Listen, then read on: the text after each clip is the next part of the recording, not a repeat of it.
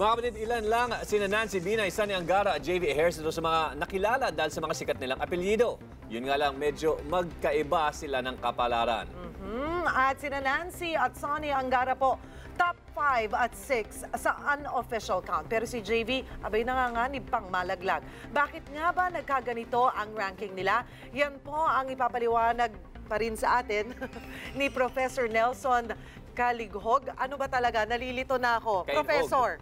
It's Kainghog. Kainghog, di ba? Kainghog. Ayan. At kasama pa rin po natin ang ating editor-in-chief ng Interaction.com. Nakapagpahinga na ba? Hindi Si ba? Robbie Alampay. Fresh Hi, na fresh Robbie. pa rin, ha? Meron naman. Mas Meron, maraming may pahinga pagtulog. kaysa kay Paolo. Hindi na bago yan kay Paolo, ha? Okay, pag-usapan natin ito, no? si JV muna. No?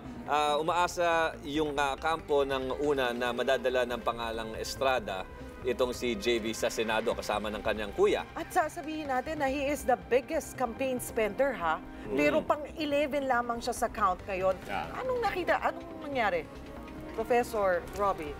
Sa tingin ko yung kay JV Estrada, nag-matter siguro yung arita nila. Hindi ko lang Nang magkapatid? Senator Jinggoy? Direct endorsement talaga. Walang patalastas na kasama si Jinggoy na... You think that would have Wala helped? rin ba si Erap kasi na diretso? magkapatid sila. So endorse? why Yes, would... yes. Bakit wala si Jinggoy? Wala. Tapos, kung yung Estrada na pangalan, during the time na merong expose doon sa PDAF ni JPE, si Senate President Iril, kasali actually si Jinggoy doon, kung naaalala Yes. niyo. So, baka yung Estrada na name was also implicated in that. Hindi, tsaka tandaan natin, nung sa umpisa ng kampanya, he actually changed his name.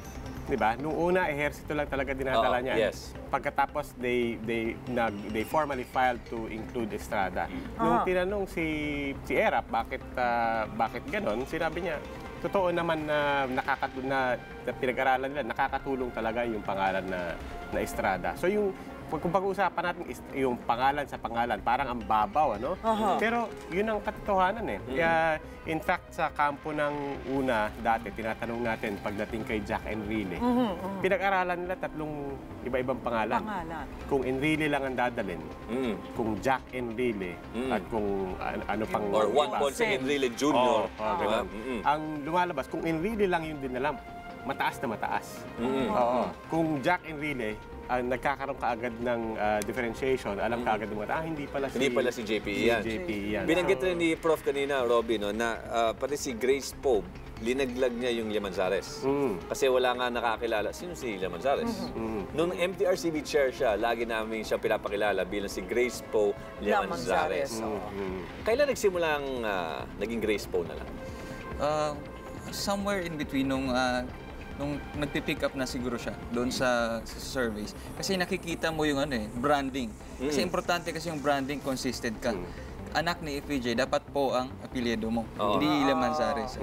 So at some point na nakita nila yung utility, yung gamit ng branding na yun, nilaglag na nila. Or hindi naman siguro nilaglag, hindi na lang muna nila ginamit ang Llamanzares.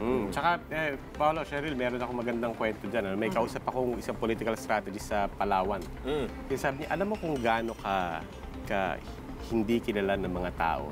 Yun, minsan daw nasa entablado sila, may kandidato. Yung may katabi siyang matandang babae, sinabi, yan po ba si Norin Legarda? Sinabi niya, oo. Yan, umuo na lang siya ng umuo. Yan po ba si Cayetano? Oo. Umuo siya. So parang ang punto niya is, bukod sa matunog at matinag ang mga pangalan, yung ibang tao sa kanayunan, minamaliit natin yung mga bagay na ganito, no? Pero yung access nila sa impormasyon is that small. That limited. Na hindi man lang nila alam yung itsura. No? So pangalan lang ang natatandaan nila. Delikado tayo dyan, Robbie. Dahil kung pangalan at pangalan lamang din, abay maraming may pangalan dyan na wala namang nagagawa pero popular. Diba? Easy. Yeah. So, hindi. Parang ito yung dapat natututo tayo dito para tayo siguro kung sino man, NGOs or mga advocates na talagang we should work harder para ma-inform yung ating mga kapatid na ito po yung mga nagawa nito. Hindi naman natin sasabihin, huwag nyo iboto or ito ang dapat nyo iboto. Pero para makilala nila mabuti ang isang kandidato, di ba? Pero yan ang realidad ngayon. Ang katotohanan ngayon yan ay yun namang mga kilala na, mahirap nang tanggalin dyan. Oo, Yes, di ba yun nga gumawa tayo ng mga episode ng Baluarte, di ba? At kita naman natin doon na ang mga tao, kung ito na yung kinagisnan nila, ito na yung alam nila mga pangalan, komportable sila, wala naman silang malaking reklamo dyan. Yung tipong mga may reklamo lang sa kanila, yung mga gustong lumaban sa kanila at kunin ang kanilang pwesto, yung taong bayan, satisfied na sila eh. Di ba? Talagang perception game ito. It's about branding yung isang kandidato at nang may sell, may market doon sa mamamayan. So yun ang labanan ngayon sa Senado. Hindi ito yung anong nagawa mo. Although magagamit mo yun as a brand, pero talagang iba. Parang nagbibenta ka ng produkto. Pero nakaka-frustrate, di ba? Na it's not performance-based per se. Di ba? Especially kung re-electionist ka. Kasi kung baguhan ka, halimbawa si Grace po, there's no performance to talk of. Di ba? Or to speak of. Kung si Bam Aquino yan, wala na yung performance yan. Bukod doon sa naging National Youth Commission siya. Puntahan natin si Sonny Angara. Yun. Diba? Noong mga nakaraang survey, nanganganib eh. Nasa bandang dulo siya. Pero 11, ngayon, number 6. 10, 11, 12 Anong biglang siya nun? nangyari sa biglang angat? Ang isang napansin ko kay Sonny Angara, sunod-sunod yung dating ng mga personalidad, no, na biglang katabi niya. No? Halimbawa, si Senator Miriam Santiago, madalas pinakita ngayon na ini-endorso niya si Sonny Angara. Kahit malinaw na pinapakita hindi ito si Edgardo Angara. Katabi niya naman isang personalidad na kilala rin. Na naging very campaign. visible sa impeachment. Yes, oo. Yung kanyang campaign na ipinakita, yung kanyang TV ad, na yung libreng edukasyon, ginamit niya yung nagawa ng kanyang ama. Yun ay malaking naitulong din. Kasi isa yan sa mga issue, di ba, na tinitignan o concern ang mga Pilipino pagdating sa edukasyon. Actually, maaari, no? Dahil nakatali yan, nakakibat naman yan sa yung talagang top 5 issues na in-identify ng Pulse Asia sa kanilang surveys na pinakang mahalaga sa mga tao. Actually, sinabing top 5 pero iba doon paulit-ulit lang. Sinabi, mas magandang sweldo, mas mababang presyo, daang matuwid nandun. Pero tandaan natin yung daang matuwid, sila Pinoy mismo itinali ito. Pati sa trabaho, sabi nila, kung walang korap, walang mahirap, no? Kasi dati, kung ang message mo lang is huwag tayong korap kasi masama yan, hindi pa rin yun ganun katunog sa tao. No? Talungin ko lamang, ihabol ko lamang, yung pagiging young and good-looking ni Sonny, nakatutulong ba yun? Pwede? Nino? Yung charm, meron? Sinong good-looking? Well, Si Robbie Alampaya, good looking. Si Robbie Alampaya ay talagang good looking. Si Sonny Angara. Sonny Angara is not bad looking. No, magandang lalaki si Sonny Angara. Matikulo, di ba? Wala, hindi ko kinokontra si Sonny Angara. Ano ang usapan na natin? Pero yung ba ay may hatak, lalo na sa mga kabataan, di ba? Or doon sa mga nasa kanayunan na medyo, uy, parang artistahin ang dating. Ano, Props? Tingin mo, Ewan ko, lalaki kasi. dapat ba tumakbo si Paolo Bidiones? Kasi pinag-usapan dito yung... Ayan ba pinapalabas na tatakbo si Paolo Bidiones? Pinag-usapan kasi dito. Oo, Bakit yung nilalagay on the spot, ha? Pero tinitignan lang din kasi natin kung nakakadagdag ba yung ano. Kasi di ba sa mga ibang survey, survey din po ang itsura. Hindi, kasi kasama yun sa perception. Di ba? Perception, physical appearance. At idadagdag ko lang din, isa siguro sa dahilan kung bakit talagang pumalo ito si future senator siguro na ito, Sonny Angara, yung Iglesia ni Cristo endorsement. Isa siya sa na-endorse doon. At matagal na kasi sila sa politika, yung kanyang tatay. Ang dami ng networks at kaibigan niya all over the country. Since the 1987 pa senador si the Elder Angara. So, ang dami na niyang kaibigan na pwede niyang puntahan sa mga provinces. Plus the Aurora Baluarte. So, dinet ba ni Professor yung look? Hindi ako yung Siguro kapiraso. It probably appeals to a certain demographic. Pwedeng yung mga kabataan, pwedeng bumoto yan, ano? Pero there are other factors na hiwalay naman sa pagiging kabataan. Ang isang pinakamalaking factor natin is karamihan ng ating mga botante galing sa class DE, no? 90%, more than 90%. Ang napag-aralan ay hindi naman gano'ng kataas, hindi nakapagtapos ng high school.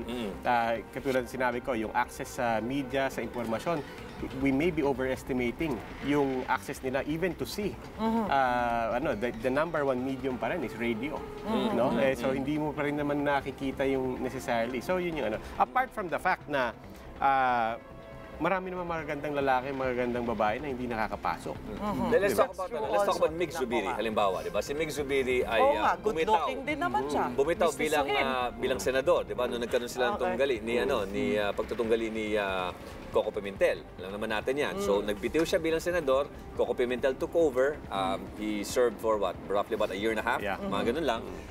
Sabi ng mga tao, ay good strategy ito ni Migs. Di ba? Kasi ang mangyayari dyan, hindi siya pinatalsik sa pwesto. Nagbitaw siya. And then, syempre, ay nagsimula, maaga siyang nag-campaign, quote-unquote. Di ba? Alam natin yung mga environmental ads niya, nagsilabasan na. Daming billboards. Pero at the end of the day, binitawan niya yon. Pumunta siya dun sa mga mas malalaking issue. Mga healthcare, kasi mukhang hindi kinakagat yung environment.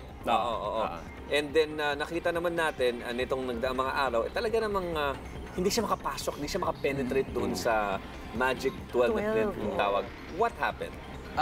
Unang-una nakikita ko talaga dyan, hindi siya in-endorso din nila ng iglesia. Kasi yung iglesia, kasi we're talking about roughly 1 million votes.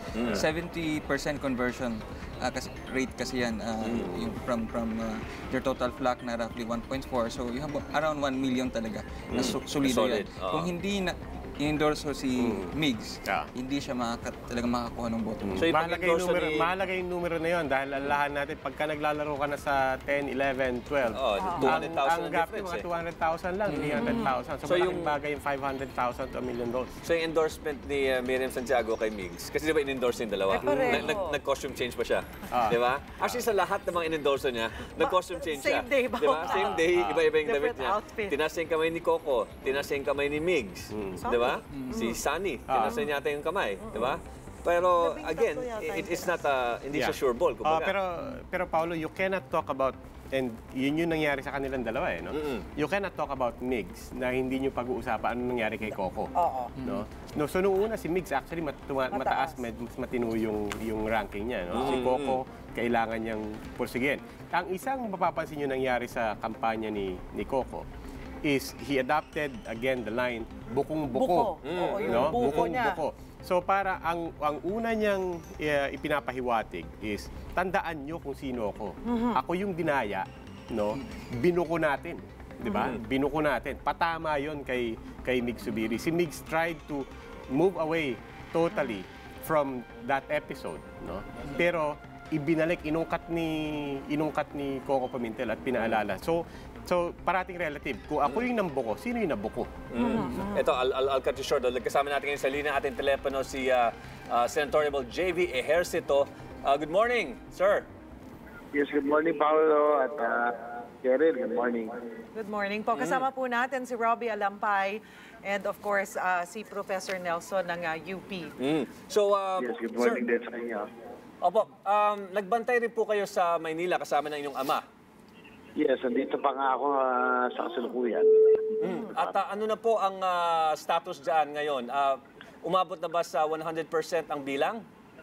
Nasa 97, parang 3% na lang po ang naiiwan. Kaya lang, hindi pa nila ayaw pumayag pa ng kabilang kampo kasi daw baka maapektuhan pa yung mga konsihal. Pero sa mayor, mukhang tanggap na nila na hindi na aabot. At tanggap na nila panalo si Pangulong Erap. So statistically improbable na makahabol pa si Mayor Lim, kumbaga? Opo, kasi sa ngayon, 34,000 na ang lamang at itong 3% ay siguro nasa 10,000 na lang po ito eh. So, statistically improbable na hindi na po maabot. Okay. At kayo naman po, kamusta naman po kayo? Nakabantay rin kayo sa mga numerong unti-unting pumapasok? Well, ito, hindi ko rin, medyo nagulat din ako na hindi ko rin naasahan kasi yung mga surveys have been very consistent na nasa number 5, number 4, number 5, number 6 ako, no? Pati mga exit polls. So, hindi ko rin naasahan. Ako'y nandito, nakalambitin. Pero gano'n pa man, ay siyempre, hopefully nagdadasal na sana ay makalusot pa rin, no? Medyo matibay naman, pero nasa number 11 lang po ako ngayon, sa ngayon. At, mukha namang magtibay. And I'm still thankful na to be in a winning circle. Kahit na medyo naging mabigat ang laban po natin, ay nandun pa rin tayo sa winning circle. Congressman JV, sa tingin niyo po, saang parte po kayo naapektuhan? Dahil nga po sa mga survey, ang ine-expect natin ay at least nasa first half po kayo, top 5, 6, or 7. Pero ngayon nga po ay nasa pang-11 po kayo. Ang ilan po sa mga kritiko or mga analyst po natin ay nagsasabing posibleng nakaapekto po yung hidwaan ninyong magkapatid. Hindi, sa tingin ko hindi po yun. Sa tingin ko yung domination ng airwaves ng liberal ng Team Pinoy in the last 2 or 3 weeks, no? Sa tingin ko ay malaking bagay po yun. Dahil alam niyo, nagkasakit po ako nung 'di ba, nung 3rd week at ako ay naka-confine sa ospital at dito ko napanood na nanood ako ng television. Talagang lalo na doon sa mga major networks, no? Talagang siguro ang ratio is 1:6 sa bawat isa sa amin. 6, 7, 8 Team Pinoy TV ads ang amin po nakikita. So, yun po. At alam naman natin sa national campaign na TV is really king. So, palagay ko ito ang pinakamalaking factor. At isa pa ay ako rin ay nag-off the air, no, for almost 1 week itong final stretch dahil nga medyo hinapos din po tayo ng pondo. So, very crucial po itong time na off the air po ang aking po TV ads. So, Congressman, ay yung ina ay nanalo muli bilang mayor naman ng San Juan. Opo. Ay nagpapasalamat ako. Siya naman nanalo ng overwhelmingly at si Congressman Ronnie Zamora din ay nanalo kalaban ng aking pinsan na ito po yung sinuportahan po namin. Ito sa tight contest pero nanalo pa rin po. At may mga kapartido ka na bang nakausap, mga kasama niyo sa una? Nagtatawagan na po ba kayo? Well, si Big Subiri, minsan nagkatawagan kami kagabi kasi yan ang naging malapit sa akin. So, siyempre, na-confront namin, sana naman na. Sabi ko, wag na lang mag-give up muna sa laban. At hihintayin natin talaga yung 100% na naibilang at nai-canvas na bago talaga nating masabi na kung pasok nga ba o hindi. And I can imagine right now you're on pins and needles, no? Awaiting the results, no? Kasi nga, gaya na sinabi nyo, nakabitin kayo, number 11. Ay, opo. Sana po, naman, manatiling, nandun pa rin sa winning circle.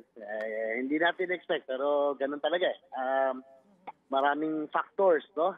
Mabigat ang laban, lalong-lalo na ay siyempre, lalo-lalo na sa domination nga ng airwaves, lalo na sa PPS, talagang doon po talaga kami, sa tingin ko, itong pinakamalaking factor kung ba't nahirapan po kami. But siyempre, makinarya, yung resources, maraming factor, kasama na po lahat yun. Pero tignan din po natin, no? Kasi marami rin protest, yung mga pre-shaded ballots at lahat. Mukhang maraming ganong instances. So baka yan po yung yung po yung naka-affect sa amin. Alright. Congressman JV, mamaya kukuha tayo ng update sa inyo kapag medyo makita natin nagbabago-bago ang mga numero din, no? Maraming salamat po sa oras. Congressman JV Ejercito ito po, isa sa mga senatorial natin na kasalukuyan nga nasa number 11 spot. So ituloy natin yung sinasabi niya na we were considering him as one of the biggest spender, pero yung kahalagahan na hindi ka makita sa last stretch ng campaign. Nagkasakit. Tapos nag-off the air siya. Yun talaga. You think it's really totoo kasi isang napansin ng mga tao, parang tahimik tong kampanyang to. Nung una, hindi ganun kadami yung bumubuo sa'yo na advertisement sa TV, unang-una. No? Mas kaunti yung posters. Isang factor dyan, sa tingin ko mukhang talaga, sineryoso nila ang COMELEC. No? Naging mahigpit talaga ang COMELEC pagdating sa airwaves, ang warning kaliwat kanan, pati from from the candidates hanggang sa mga stasyon, no? So, nagano, pagkatapos limitado yung resources nila. So, nung unang linggo, marami talaga nagtitipid, no? Talagang binabudget nila yung ano nila. So, maraming hindi inilabas kaagad na resource. Kung yung mga bala mo, iniipon mo muna. Ang inaasahan nila, sa home stretch na sabi ni Congressman Ejercito, doon tayo bubuhos, no? Hindi lang sa ads, pati sa presence mo. And nung napilitan siyang maglaylo muna dahil sa kanyang sariling kalusugan at saka budget din. Malaking bagay nga kung sa home stretch hindi ka pwedeng mag 100%. Machinery. Kahalagahan ng machinery sa huling bahagi po ng kampanya. Last 2-3 weeks. Mahalaga yung local machinery. Magko-comment lang ako sa sinabi ni Congressman JV doon sa yung hiduaan nila. Kasi na hindi naka-apekto. Na hindi naka-apekto. Sa tingin ko, mas okay sana kung wala siya for 1 week kasi nagkasakit siya. Tapos Jinggoy will actually come in and will campaign for him. That's right. Tuloy-tuloy yung makinarya. Bakit walang pumasok na kapatid? Hindi sinalo. So, yun nga, medyo may kahit sa San Juan mismo, medyo may gap. Kaya... Well, it's not naman a secret na hindi naman talaga sila close. hindi sila close. Pero yung nagpa-press con pa si Senator Jinggoy noong dinedma or talagang nilagpasan yung kanyang anak na tumatakbo bilang konsehal. Yung handshake. Yung mga ganon na openly, na nakikita ng tao. Do you think kahit pa paano naka-apekto yun? At saka yung... Negative sa kanya yun, tapos paulit-ulit na nakikita yung video na talagang nilagpasan niya. At saka yung ina ni JB na nung nakapanayam siya, sabi niya, one day they will mature. Parang may ganong statement rin. Parang tanggap niya na meron nga namang hindi pagkakaunawaan. Ako hindi ko alam kung ano yung maaaring maidagdag o maaaring maihatak ni Jinggoy kay JB. Because on the other hand, ang isa naman nagawa ng yugto na yun, naging maigting sa mga tao. Anak to ni Erap. So, si Erap yung factor. Para sa akin. Yes. Mas mahalaga yung makonect mo na anak siya ni Erap kesa yung alitan na magkapatid. So in other words, ang panangyayari dito, it's not so much what he did wrong, but what others did right, kung kaya't naungusan siya. Parang katulad sinabi ni Prof, no? Yung kakulangan sa, parang... Yung suporta ni Erap. Ang punto ko kasi sana doon, kasi si Jinggoy ang walang tinatakbuhan ngayon. Diba? Talagang relax siya. Kaya yung resources niya sana ay pwede sana magamit to support. Pero hindi nga sila close Okay, so hindi nga lang talaga sila close kahit half-brothers. So it's not so much, I think what yung sinasabi ni Prof, it's not so much kung may naibawas sa kanya, pero kundi yung sana mga naidagdag sana. Yun nga. Yung kay Erap, nakita ba natin? Hindi ko alam. Kasi kung makikita natin si Vice President Jojo Marbinay, ay talagang makikita mong sinusuportahan ng anak, lalo na yung sa last stretch ng campaign. Si Nancy lang talaga. Oo, Nancy na lang, di ba? Parang talaga. nawala na lang yung mga kasama. Dati kasi yung the entire team. All 9 of them. Pero did we see that in Erap doing the same The thing rounds. for JV? Parang hindi. Or dahil din nakita nila na malakas naman si JV? Maaring yun Maaring yun. Nag-overconfident kasi sa survey. Number 4 ba naman? Isipin mo, abot ka ng 11 bigla. Maaring yun. Saka tanda na, tumatakbo rin si Erap sa Maynila. Mahigpit yung labanan nila. Busy rin si Erap. May sariling laban din si dating Pangulong Estrada din sa Maynila. Yung visibility naman halimbawa ni JPE, ni Senate President Juan Ponce Enrile, kasi disappeared. Diba? For health reasons. Hindi na siya masyadong sumama doon sa kampanya ng una. Whereas sa simula, yun nga, pinagmamalaki na yung Three Kings. Naka-apekto kaya yun sa kandidatura ni Jack Enrile? Siguro yung momentum ang nakikita ko dito yung mga negative na issues, nag-stick doon kay, hindi lang kasi ito about doon sa bonus, hindi lang ito about doon sa issue doon sa Senado, mayroon pang mga allegations na Yung kay Alfie Anido, na ang tagal-tagal na nagsisirculate yan sa social media. That's right. Tsaka, tandaan natin, si Senator Enrile naman talaga is a very polarizing figure. Sa bawat taong bilib sa kanya, may katumbas siya ng mga taong galit na galit sa kanya. So, it's possible also na tinimbang din nila yan kung ang endorsement from Senator Enrile necessarily helps or not necessarily. Na personal. Ang sinasabi, ang obserbasyon, ito sa lahat ng mga baguhan, talagang nag-focus yung mga negatibo kay Jack. Kay Yes. Jack Enrile, not because hindi lamang dahil si Jack Enrile yon, pero pati yung mga bumabatikos nga o yung galit kay JP, sa ama, ay napunta rin or naibuhos din sa kandidatura o pagtakbo nga ni Jack, ni Congressman Jack Enrile. Puntahan natin si Nancy Binay. Ito, nasurpresa Favorite ba tayo? topic na napakarami mga tao, di ba? Kasi kagabi nakapanayam natin siya at talagang diretsahan natin siyang tinanong, ano bang pakiramdam ninyo dito sa kaliwat kanan batikos sa inyo? 5. Ayaw nyo sumali sa mga debate, ayaw nyo sumali sa mga forum, wala kayong karanasan bilang isang public servant, ano pa ba? Yung iba't ibang mga pwede mong sabihin against Nancy, no, in the Binay family. Halimbawa, nagbubuo kayo ng dinastiya, and calmly sinagot naman niya ang bawat issue, no. Ang sinasabi ng mga eksperto nga ay talagang the name Binay ang nagdala sa kanya because hindi naman siya kilala. Wala namang iba. She was like an afterthought pagdating sa slate ng una. Hindi Am I naman siya right? kasama sa original Diba? eh. Naghanap siya, sino ba pa pwede natin lagay dito? Sino ba pa pwede nalagay? Kasi napasok muna yung guest candidates, sabay tatlo. So, unti-unti nabubuo na. Yung 7, ang mga maingin na pangalan nun, sila Mitos Magsaysay, di ba? Pasok na dyan. And then si Gregorio Honasan. And all of a sudden, sila Dick Gordon. And then bila ng Nancy Binay, mga tao, sino? It's the dad state. Di ba? Sino? Talaga. They were expecting nga na yung isang kapatid. Di ba? Si Abby. Ang nangyari yata dyan is yung isang posisyon, hindi naman talaga nila akalaing mag-open up. Yung isang Slot. slot daw supposedly dapat kay Joy De Venecia. Yes. Tapos hindi natuloy. Pagkatapos nung biglang kailangan punuan, lahat ng yung mga kapatid naka-register na rin to run. Or, so biglang pinasok nga si Nancy. Pero I think ang mahalaga kasing tingnan kay Nancy is really yung value ng name. Gaano ka tunog at gaano kalakas yung hatak ng pangalan. Because alam naman ayun talaga yung batikas ng lahat tao. Pangalan lang yan. No? Pero para sa pangalang Binay, para kay Vice President Jojo Binay, who presumably is the presumptive presidentiable sa 2016, napakahalaga sa kanya makita ngayon. No? Saan-saan pumasok ang pangalang Nancy. Not just para ma-measure niya kung matunog yung pangalan niya, but also sa local levels, Anong area? matatansya niya Para siyang sinong mga politiko, sinong mga mayor, sinong mga governor ang nagdala sa aking anak. Parang loyalty check, parang ganon. Parang loyalty check, or it might be too early to also call it a loyalty check. But whatever it is, sukat yan ng kanyang makinarya.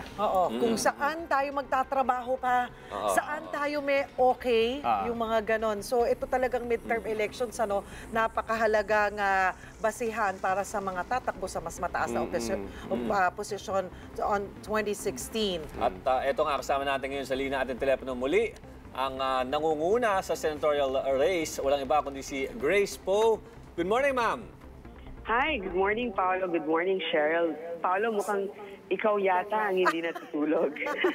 Para po siyang isa sa mga kandidato na sumusubaybay, ma'am, sa resulta. At kayo po ay magmula nung lumabas po, nagsimula yung partial unofficial count po, ay hanggang ngayon sa mga oras na ito, abay nananandito po kayo at hindi po natitinag kayo sa numero 1 pwesto at hindi po maikakaila din, Ma'am Grace, na malaki po ang lamang nyo sa pangalawang pwesto.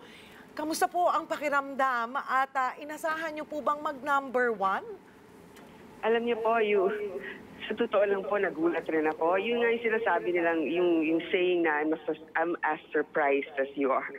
Hindi ko rin po talaga inasahan ito. Pag ako po yung nagdadasal, palagi kong sinasabi na sana manalo ako pero sana hinihiling ko lang kung ako'y mabibigyan ng pagkakataon ay sana doon naman sa safe na numero. Kasi, di ba mahirap naman yung sa totoo lang, mahirap yung sa 12 at saka 11. Kasi parang hindi ka talaga matatahimik ka ng ilang araw. So yun lang naman po yung aking dasalin. Wala po akong inasahan. Binanggit mo kanina na yung kapwa guest candidates nyo, na sila Chis Escudero at Senator Lauren Legarda ay nakausap nyo na. At may mga sinabi rin sila sa inyong pagbate. They congratulated you as well. Right. Yes, of course. Maganda nga yung aming pag-uusap, lalo na kay Senator Cheese. Yung kay Senator Lauren din, wala, siyempre nagpapaalala rin sila sa akin na lahat tayo konektado. Si Senator Lauren, Vice President, running mate ng tatay ko, na talagang dikit yung laban din sa kanyang katunggali. Tapos si Senator Cheese, bago pa lang, baguhan pa lang sa national scene kasi congressman siya noon, pero siya yung spokesperson ni FPJ. Kaya maganda maganda yung aming pag-uusap kagabi. Ang inyo pong ano po ang reaksyon? Biruin nyo, number 1 po kayo. Ay, ang reaction ko, parang suspended animation. Excited, no? Pero hindi pa po kasi tapos. Para sa akin, partial unofficial. Kaya ayoko masyado munang mag-celebrate. Basta ako'y talagang nagpapasalamat sa ating mga kababayan sa kanilang tiwala. Ano po ang napag-usapan nyo o initial na reaksyon po ng inyong ina na si Ma'am Susan Roses po? Siyempre yung nanay ko very sentimental. So masaya siya. Hindi siya masyadong masalita pagdating sa basta palagi siya nag-gesture na ang nasa taas ng gumawa niyan. Parang palaging ganyan. Tapos sa tingin ko, yung talagang reaction niya ay malalaman ko na lang pag talagang sigurado na. Sigurista rin yung nanay ko. Parang imposible naman yatang malaglag pa kayo sa pwesto, no? I mean, we're talking about 12 spots that you have to drop out of, no? Para hindi kayo maging senador sa eleksyon na ito. Yun na nga po. So parang dun pa lang masaya na talaga kami. Kasi hindi naman ganun kakomplikado ang aking makinarya. Bagong-bago pa lang nga talaga ako. Kaya nga, siguro kung maaari pang sabihin, gumawa ng librong What Not to Do in a Political Campaign. Marami kami doon. Pero siguro talaga pag merong tumutulong sa itaas at nandiyan na rin yung tatay ko siguro na nagsilbi talagang inspirasyon sa amin, malaking tulong yan. Nandoon din po ba, Ma'am Grace, yung nandyan na yung excitement, no? Pero yung kaba ng bigat ngayon dahil yung expectation po sa inyo ng tao na kung ano po ang magagawa nyo sa Senado at hindi rin po natin maikakaila, ma'am, na ito po yung mga sumuporta at naniniwala po sana din sa kakayanan ng inyong ama. At nung nakita po kayo, ay parang sa inyo nila nakita, sa iyo nila nakita na ito, may magagawa ito para sa amin. Alam niyo po, sa dami ng mga nangako noon at napako, ngayon napapansin ko, talagang dinidiin nila, ano ba talagang plataforma mo para masukat namin ito pag ikaw ay naupo na dyan.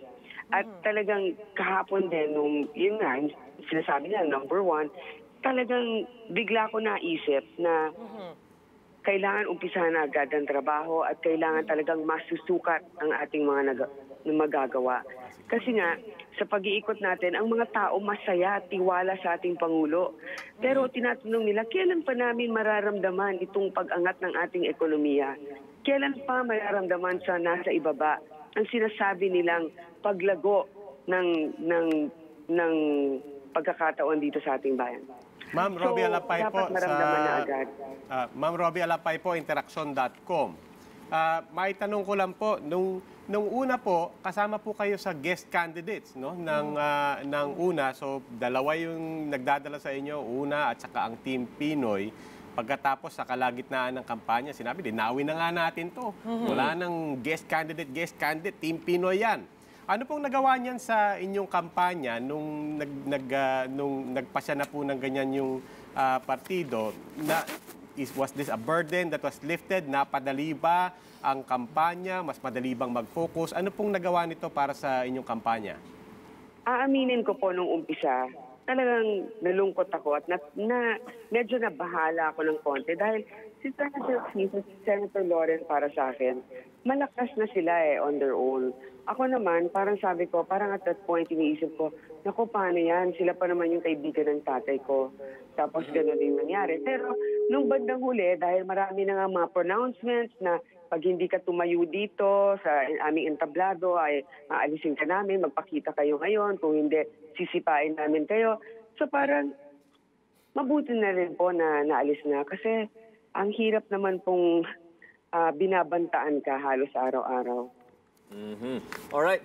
Ma'am Grace, maraming salamat muli sa pagpapaunlak ka sa isang interview this early morning. Siguro pwede nang i-congratulate talaga, di ba? Congratulations Senator. po. Oo. Senator Grace Poe. Salamat po. God bless po. Maraming salamat at congratulations muli. Number 1 spot, no?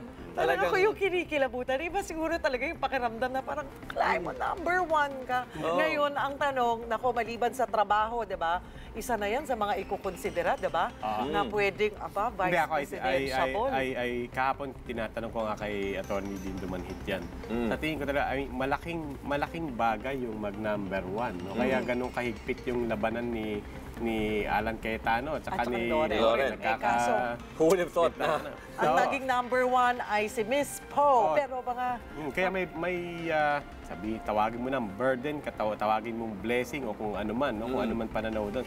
Pero may katotohanan talaga doon. Pagka nag-number 1 ka, may kakaibang tingin sa iyo ang tao pagdating sa susunod na eleksyon. Ayan mga kapatid, itutuloy po natin ang ating talakayan. Oras po natin, anong oras na ba? Pasado alas 7. 7:11. Nako, naghahanda na yung ating mga kapatid sa pagpasok sa kanilang trabaho. Pero tuloy-tuloy po ang aming special coverage dito pa rin po sa TV5. Huwag po kayong bibitiw, magbabalik po kami.